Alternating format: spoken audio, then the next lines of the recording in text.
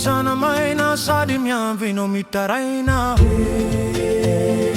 mandry ve ny salanitro timono zavatra iara-miaina ka dinidino arimba sintsaino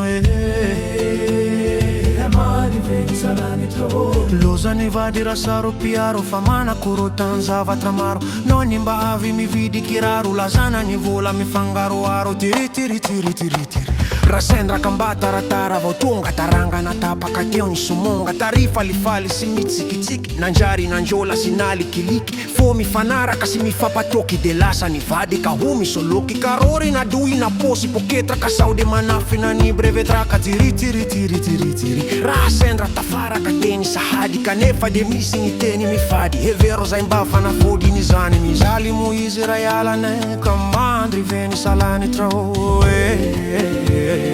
mandry ve ny salanitro rataretra sy anatsy nahy ka mieritrereta ry manampanea mandry ve ny salanitro io iano rakoto vao mpanera panabezuru missionera milaza vaza beleri hatrami andongalienia toatsampibilao nefa sanatia fa lay fomban-drazana nako ia no hitsikitsitsahinam-paladia tsiritsiritsiritsiritsy tsy matehira amin'ny valy fa matimaty mitonidia ka hipizy rokana ny bogi tsatsatsa de faliery asfady iaho andi